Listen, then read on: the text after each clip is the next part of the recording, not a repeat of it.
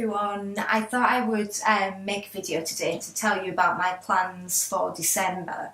I know that I've not yet shown you my November makes, but I'm hoping to do that in the next week or so and get photos of everything that I've made. Now that the weather's a little bit dark and a little bit duller, it's harder to capture those kind of images well.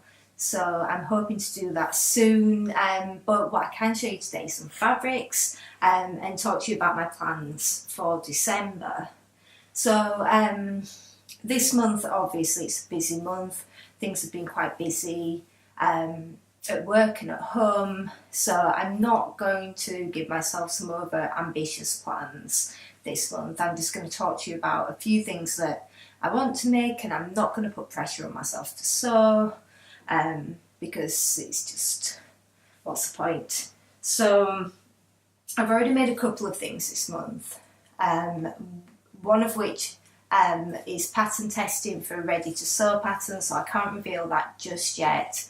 I've also now made my Christmas jumper, and I've also made one for Rudy Dog as well. So maybe I'll just give you a little hint at what I've been sewing, and I will show you. I've got Rudy's Christmas jumper here from this absolutely incredible, I hope that this is focusing, jersey, which was from Minerva Crafts, and also the ribbon, which was from Jelly Fabrics. And I also have a matching sweater, which I've made from the Megan Nielsen Jarrah, the new pattern, which I will show you in my December makes, but it'll be up obviously on Instagram over the festive period.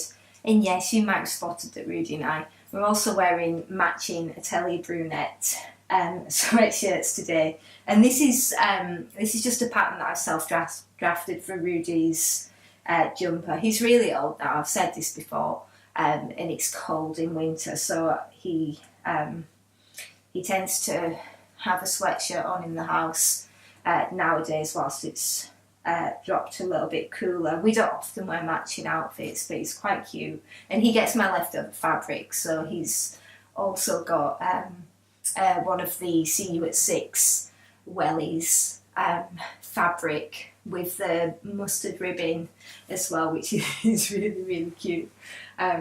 So yeah, he kind of tends to get my leftovers. I'll also show you, I don't know if this will be in shot, and I've pulled my coffee table here, which is piled up with fabrics,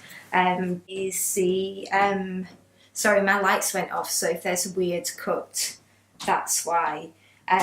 So this is the Marilla Walker Robert's Collection dungaree dress. This is the second one that I've made. This is out of this gorgeous bark weave denim from Material Girl Laura. Which I absolutely love this. So as I say, this is the second one that I've made. So on that note, one of the first things that that I've not yet made, that I'm planning to make for December, is also from denim from Material Girl Laura. So I was so pleased with this, and she at the same time that she got in this bark weave denim, she also got in a black and a grey denim, and they've got a little bit of stretch in them as well. And so I decided to make the Tilly and the Buttons nest skirt. Unusually, I'm not someone who makes a lot of Tilly patterns, not because I don't think they're nice, but they're not entirely my style normally. I tend to go for things that are a little bit more tomboyish, and they're quite feminine. But when the nest skirt was released, I thought, oh, that might make a nice staple for my work wardrobe. So when the Black Friday sale offers came on, I decided to get some more of this denim from Laura. So I've cut out a black skirt already. So this is the black denim. It's a really solid colour. This has been through the wash, pre-wash at 30 degrees, and has maintained this kind of depth of colour. So that's really nice. So I've got this cut out and I'm making the shorter version of it. Now I'm only about 5'2", so I'm hoping that it won't be a mini skirt, but that it will be kind of just above the knee. So I'm going to test that out, and I'm still thinking about top stitching thread. I'm wondering whether to go pink. Like, I like the classic yellow, you know, like this blue and yellow. I've used orange before on my ginger jeans, but I'm wondering whether to go something like pink. I need to decide, because I'm hoping to start sewing these this later on today. I'm going to try and get an hour or so done. So I also couldn't resist the grey denim. Now it looks lighter on the website, so I wasn't initially sure about this, but actually it's a really, really super lovely denim. So it's a really nice shade of grey. I think this is going to make a gorgeous skirt as well, but I'm going to make the first one just to check the length and sizing before I put the second one out, and then I can make this as well. But this is like really, really good quality stretch denim. It feels lovely, so I'm really pleased. And even before the was it 20% off discount, it's quite reasonably priced as well for the quality, so really nice. So they're my first mix. So I'm hoping to get at least one of those completed in December, and maybe two, and then I can wear all the sweatshirts that I've been making. I can't stop making sweatshirts. I really need to. I keep buying the new patterns. So that's my. Those are my first two mix. Secondly, I have a Christmas present. So I'm hoping that my sister doesn't watch this. I can't imagine that she'd sit through me talking about my sewing plans, but maybe she would. So I'm going to make her a pair of Nina Lee Piccadilly pyjamas for Christmas. So you know that I made the Hello Kitty ones, and I've made the shorts version and the trousers version with the short sleeves. So I thought I would make my sister a pair. I'm definitely going to make the longer length, but I haven't yet decided if I'm going to make the short or long sleeve, because it depends if I've got enough fabric left. The fabric that I've bought is absolutely incredible, and I got this from Fondant Fabrics. They're closing down, unfortunately, but they had a Black Friday sale and already discounted, and my sister's a massive cat person. She works at a cat rescue as well, or volunteers at a cat rescue, and she's got Daisy, and so I just thought that this would be super appropriate. And it's a Timeless Treasures fabric, so I'm going to make her pyjamas out of this. She also loves purple, and I got some, I'm just going to use the same silver bias binding from Rico Fabrics. Rico Fabrics? Yeah, Rico Designs, to do the finishing on this. And I got the bias binding from System Intaka in the Black Friday sale as well. So that was very reasonably priced. So those pyjamas definitely have to be made in December and in the next couple of weeks. But I'm hoping if I don't get them made kind of in evenings and weekends, I've got a little bit of time off before Christmas as well, where they can be sewn. And it's obviously the fabric's been pre-washed and it's not been pressed yet, which is why it's looking a bit crumpled. Speaking of crumpled fabrics, one of the other fabrics that I purchased during the Black Friday sales, even though I said to myself, oh, I'm going to try and resist this, I only bought things that I needed, like fabric for my sister's present, and I have the Marilla Walker Isca shirt dress. I got that printed out from Net Printer when I ordered, I got the Megan Nielsen Jarrah sweatshirt, and I got that printed by Net Printer as well. And I thought, oh, I'll add this dress on because it's a lot of pieces, so it will be quite sizable. So I bought this fabric for the Isca shirt dress, which I've had for a while and been waiting to make.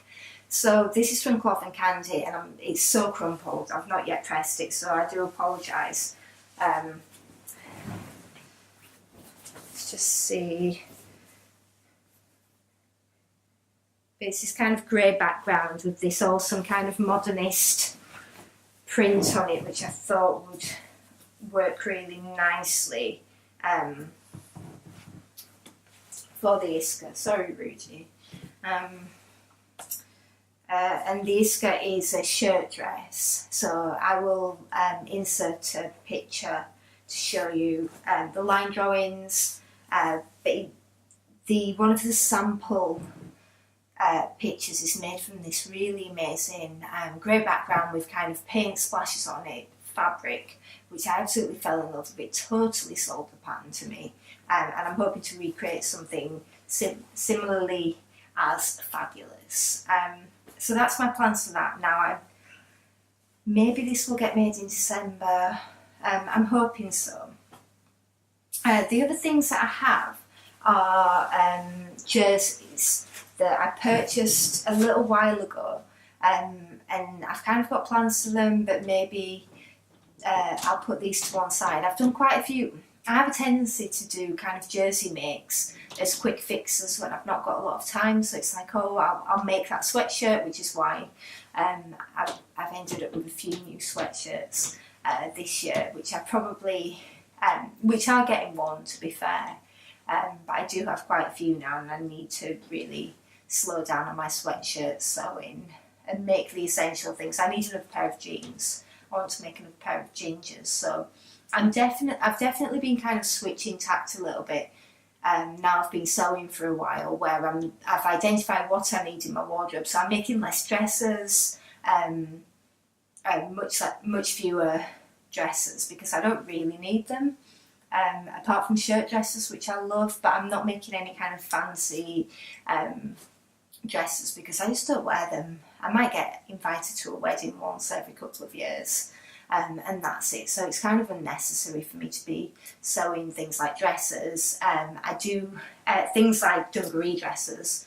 I've absolutely lived in these two this year. So I've got this one, the corduroy one that I made for the Crafty Sew and Sew blog, and I absolutely love them. So things like this I know that I'm going to wear. I think the Nesca is going to be a similar kind of staple in my wardrobe. I'm hoping so. It's got a curved waistband as well, which should fit because I've got a small waist and wider hips, and that's always a problem that I had. So when I made the ginger jeans, I did a sway back adjustment. So I think that the Nesca might be a nice staple as well. Fingers crossed. So yeah, I've definitely been identifying gaps in my wardrobe this year. I need to sew some more underwear, jeans, as I said. I really want to make a decent pair of trousers, like crop trousers, and I'm still looking for the perfect pattern, although I'm getting closer. So yeah, those kind of things. But I do have a slight jersey problem where I do, when fabulous jerseys come up, I do tend to buy them, but I always buy fabric with something in mind, and I wear a lot of t-shirts, wear a lot of sweatshirts, so I need a supply of those. So I'll stop waffling. The first jersey that I've got is this yellow leopard print, which I got from Sew Me Sunshine a while ago. Now I bought this thinking that I would make a t-shirt dress, actually, so I bought quite a substantial amount, but actually I'm not sure if it's quite thick enough for a t-shirt. I mean, it's not super thin,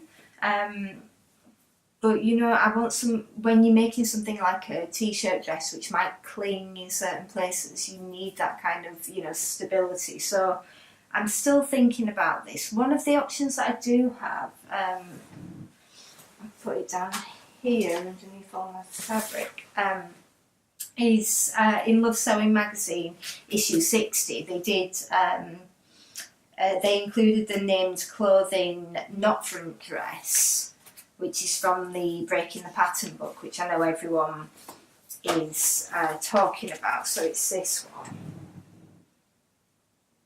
And I thought what I would do is I would make it without the knot front. So I wasn't adding any kind of extra bulk around the hips and waist, but I would just make it as a t-shirt dress without the knot. So maybe I'll do that. The other option is just to extend down from another pattern. I've also got the Breton tee from the Great British Sewing book, and they have an option to extend that into a longer dress as well. So maybe, but I feel like it could, like a t-shirt dress, a jersey dress should be kind of more loop-backed jersey. So I'm really not sure. I like dresses that feel casual and that aren't going to ride up or be too clingy. So I also bought this jersey, which is from Material Girl Laura, and it's got sparkly paint splashes on it, and I couldn't resist. Those of you know I'm an art historian, so I can't resist anything like this. And again, I bought this thinking that I could make maybe a dress rather than another t-shirt in mind, so I bought enough for that. So again, the named clothing knot front dress is an option, or something lengthened, but I need to have a bit of a think about this. I might just try the knot front dress in one of the fabrics and then see how it turns out. I mean, if the worst comes to the worst, I can always crop it into a t-shirt and then use the leftover to make either children's clothes or underwear, so it's not going to be wasted fabric. And the final fabric that I have to show today is also this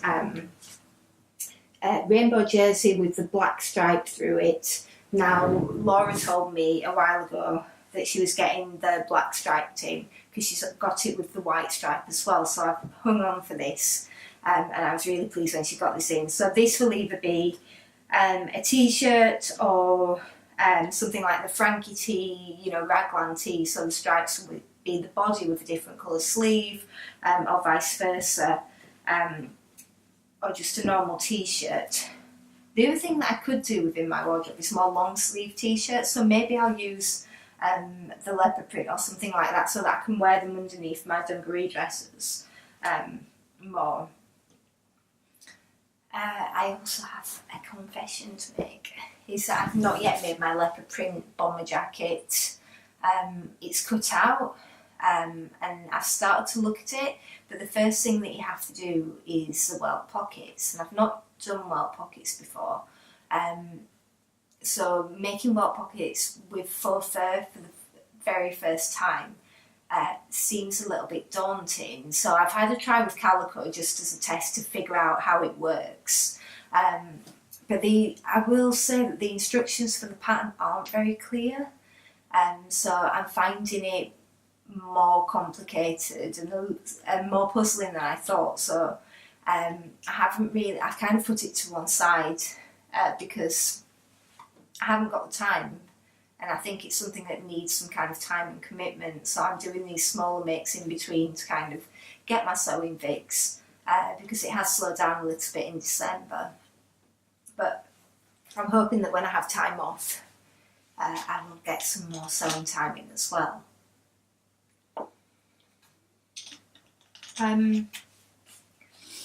So yeah, I think that's everything.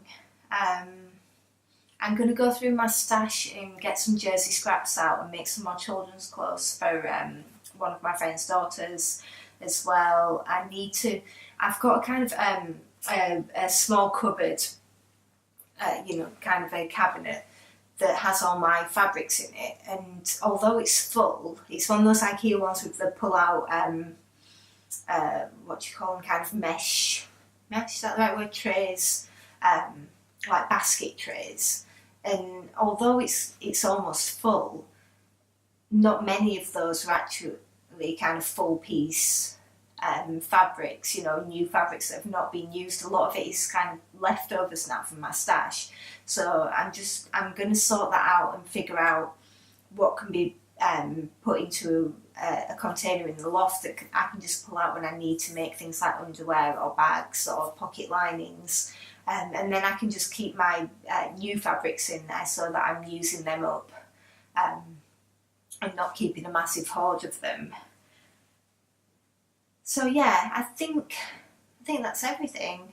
So those are my plans. I've got a couple of skirts, a pair of pyjamas for my sister, and maybe some jersey items on the Isca shirt dress, which might be a nice make for over Christmas, and possibly a few kind of stash busting things as well. I'm sure there are other things that I want to try, but I'm not going to set myself too much for December. And then hopefully there'll be some New Year plans. I think I've ticked everything off my Make 9 from last year as well. I swapped a couple of things out. I made a different pair of jeans, for example, but I have ticked everything, I think. Maybe that will be for the next video as well. Yeah. Okay, well, thanks so much for watching. As always, if you enjoyed this video, please give it a thumbs up. If you want to see more of my makes or hear more about my plans or just look at my fabric, then please subscribe.